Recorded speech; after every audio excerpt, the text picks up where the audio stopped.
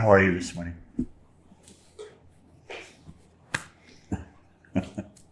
Good to have you with us, Carly. Thank you. Hartikeya? Oh. Oh. Very good. Umadevi? Good. Oh. Jaganmata? Very well. Oh. Gopala? Very good. Everyone here joining us online, how are you this morning? So we'll pick up Geeta Dhyanam.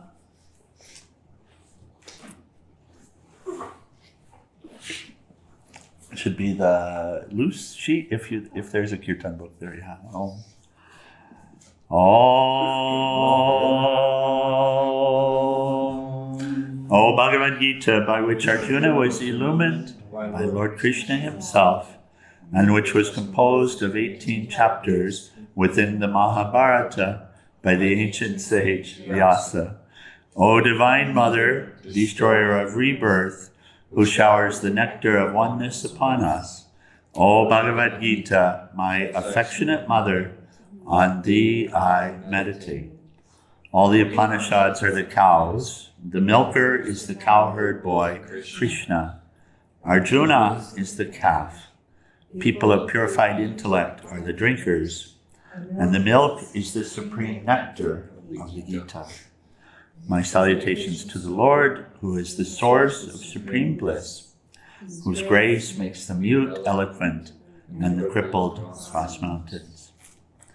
Hari Om Tat Sat. Oh. Vibhuti Yoga. We continue the yoga of the divine manifestations. So the question that Arjuna had asked is important because we've been a few days now in Lord Krishna revealing himself and regaling himself, both. And it will seem at some point like so much ego stuff, perhaps. So, because we're accustomed to people talking about Boasting. how good they are and boasting about themselves. Isn't it just factual, just laying it out? It is. It is, but it might not seem that way. So the question that Arjuna asked is relevant, and this morning we'll just start with that again and then continue. So by this point, Arjuna had gotten it, and there's a point at which on this path where the most important thing is not to lose the connection. Because we've been living a life wanting to be connected. And that's our, this longing for love. Wanting to be connected. And our experience in the worldly life is that the connections are constantly broken. Right? And so it's so discouraging and disappointing in this way. And then when we start, and I've shared a number of times this conversation. I call him Archangel Michael. The last day of the walk, when Michael was his name, and that was only revealed at the end of our discussion, at the end of our time together. But he had been homeless for 17 years, and he carried such anger at the beginning of it, and really just a terrible existence. And being homeless is not pretty, living in boxes and all of this. And so you have experience with this, and certainly he had 17 years of experience with this. But the soul that I met was so sweet and loving and full, not empty, full. He just was full of love to offer, full of encouragement to offer. And so you can ask the question, how in the world did the experience of 17 years of being homeless get him to that point? And you're going to see the answer has to be, he was broken. Like the horse, the wild horse, he became broken. But in breaking, something was revealed within him that is so pure and so perfect and so loving. And what strikes us is this is really the love that we've been looking for. And the love that he radiated and radiates was unconditional, without any condition whatsoever. And so when we become broken enough, my dear Lord, to finally start to get out of our own way in terms of believing our ideas and the notions. How many births had Swami had pursuing the things that I was pursuing in this birth? And why was I doing it? People could call me bad person, good person, whatever. It doesn't make any difference. I was simply doing it in order to be fulfilled, in order to be full again. I'd had the experience of recognizing fullness versus emptiness. There was something quite mystical that had come when I would have said that I was on the path, but not really fully committed yet. And it helped to see, my God, yeah, we live in an empty way, not recognizing who's here and what's here, and going through the motions, trying to get that fullness somehow, right? To a person or thing or an experience. And when we finally have the glimpse that the fullness really is inside of us, and it really is inside of us and everyone, and that it is divine, and that it is eternal, when we get that glimpse, and still, our old tendencies are here, and still our tendencies to run away or whatever, even then.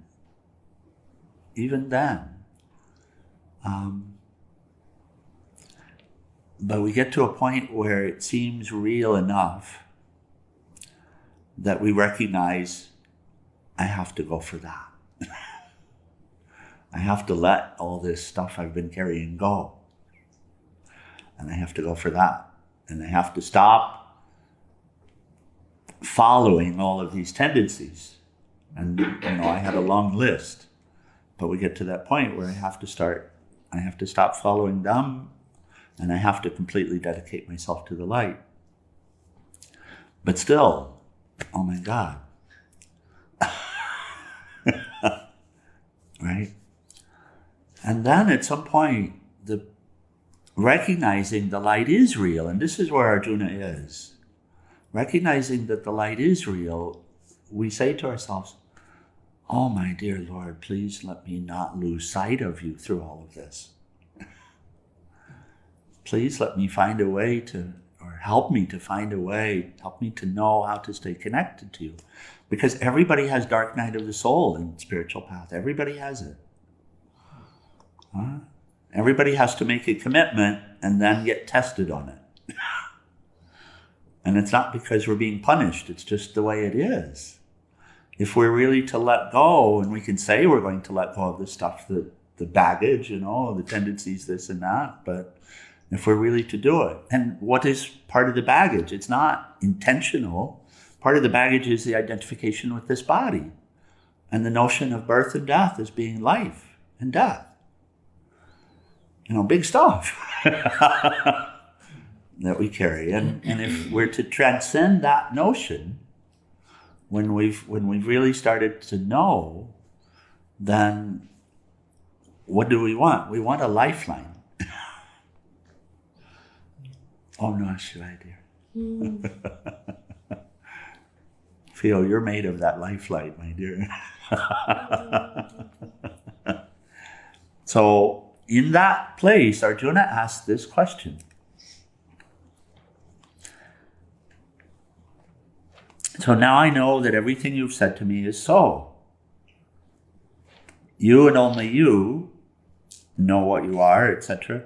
Won't you please now without reserve speak of your glories? And then here, this is the question. O great master of yoga, how should I meditate to realize you? Which of your manifestations, my Lord, should I hold before me? So how do I keep connected to you? How do I keep relating to you? And that's really what started this list. It wasn't boasting. It's really through compassion, providing ways to see what's here, to see the absolute here, practically speaking, so that we have something to hold on to as we're fording the river, going to the other side. Because we really are, it's like we're going to the other side of something. We're going to the side of the real life, which is eternal, which is never ending,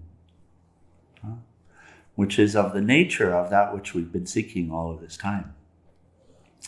And it's not a matter of physical death or something like that, but it is transformation. It is switching our allegiance inside from the shadow to the light. Right? And so in that spirit, then, Lord Krishna is answering this question. How can I meditate upon you? Which of your manifestations? And so Lord Krishna, of course, doesn't just give one, doesn't just say, okay, what you do in order to meditate on me is you close your eyes and you bring your awareness to the third eye and you picture me there and you just keep doing that forever. Because the ways to meditate upon the absolute are endless. This is why this talk in this way, they're endless. And so he starts by saying, I'll give you the most obvious ways, which is this, the best of this and the best of that. So with that, we'll just pick up. And I feel this morning we'll just read them in series, just as he says them, just like we're having the conversation now sitting in the chariot with Lord Krishna. Because when Lord Krishna was speaking these words to Arjuna, he wasn't adding commentary, he was just speaking them. And there's power in just being present and listening to them. And so we'll do this morning. We'll start from the beginning of it. So he says, please tell me again in detail. And here's where it starts. Blessed Lord replied, all right, Arjuna, I will tell you now of my divine manifestations, but only the most evident, because really there's no end to them. I am the true self in the heart of all creatures, Arjuna. I am their beginning, their middle, and also their end. I am Vishnu of the 12 gods of light. Of the radiant lights, I am the effulgent sun. I am also Marichi, lord of the wind and storm powers. I am the Samaveda of the Vedas. I am Vasava, leader of the Devas. Of all of your senses, I am the mind, and in living creatures, I am consciousness. I am Shankar, of all dispellers of ignorance. I am the Lord of wealth, Kubera, of all natural spirits. I am Pavaka, the purifying fire among the radiant spirits. And I am Meru, of all of the mountains. Among priests, Arjuna, I am the divine priest, Brihaspati. Of military leaders, I am Skanda. And of bodies of water, I am the vast ocean. Of all the great rishis, I am Brigu. Of all words, I am the sound of Om. Of all sacrificial offerings, I am Japa. And of all that is immovable, I am the Himalayas. Of trees, I am Ashvata, the tree of life. I am Narada of the Devarishis. I am Chitrarata of the Gandhavars. And of all siddhas, I am the sage Kapila. Born of the nectar of immortality, I am the primordial horse, Uchaisravas, and also Indra's noblest of elephants, Airavata.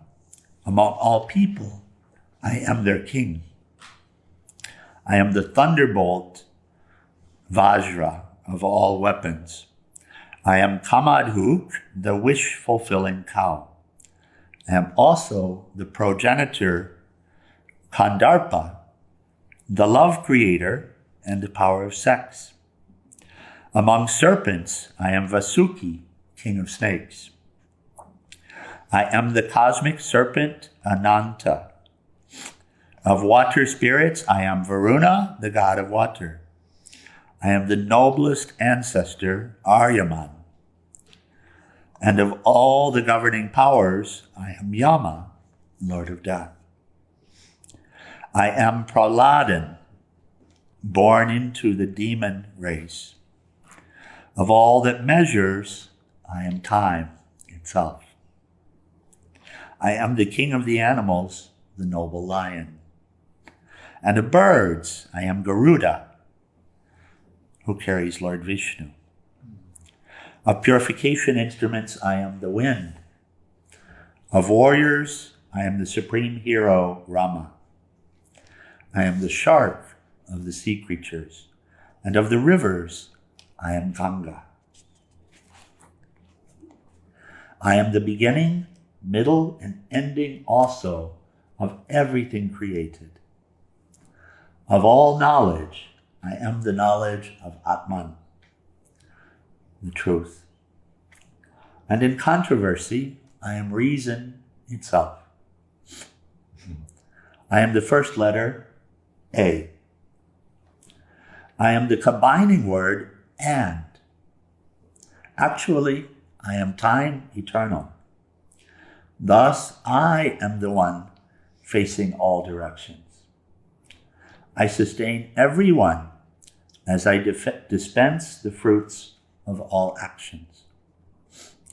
Yes, I am also death who devours everyone and everything, yet in the same moment, I am the source of all yet to be born. I am the rich person's prosperity. I am the feminine qualities, fame and fortune, eloquence and memory, mental brilliance, perseverance and forgiveness. Of all the uplifting Vedic songs, I am the lovely Brihat in the Samaveda. Of poems, I am the sacred Gayatri. I am the month Margashirishra at the beginning of the year, and of all seasons, I am blossom-filled spring. I am the intelligence of gamblers. I am the splendor in what is splendid. I am determination. I am victory. And in everything good, I am goodness itself. Among the Vrishni clan, I am Krishna. Of all the Pandavas, I am Arjuna. Among the sages, I am Vyasa. And of all poets, I am the poet sage Ushana. Among punishers, I am the scepter. Of instruments of leadership, I am statesmanship. I am the secret of silence and the wisdom of the wise. I am the seed of all beings, Arjuna. For without me, wherever animate or inanimate, nothing can exist. Actually, Arjuna, there just is no end to my manifestations. These described are but a few. Whenever you see anything beautiful, prospering, or powerful, know with certainty that these qualities arose from but a spark of my effulgence. But, Arjuna, what use are all these details to you? You know that I am the I am, and that I support the whole cosmos with only a tiny fragment of my being. Thus ends the 10th discourse of the Bhagavad Gita, the Science of Yoga, entitled Yoga of the Divine Manifestations.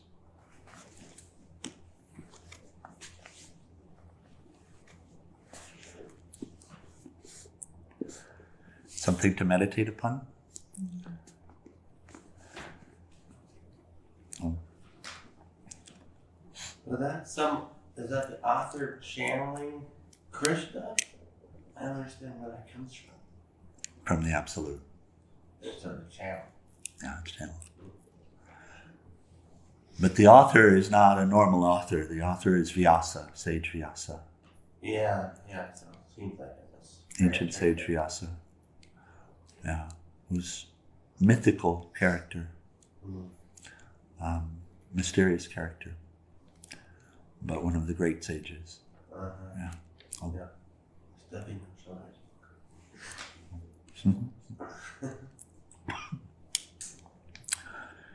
So I feel like we close and then we can have some discussion about this tomorrow morning. But maybe there's something we can work with today. Oh. Yes? Okay. Okay, so page 174, final prayers in arati.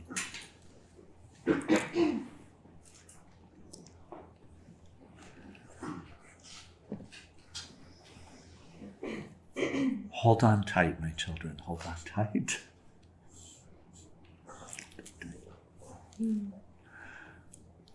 Hold on tight. Don't let go. Finally, when you find the real, hold it.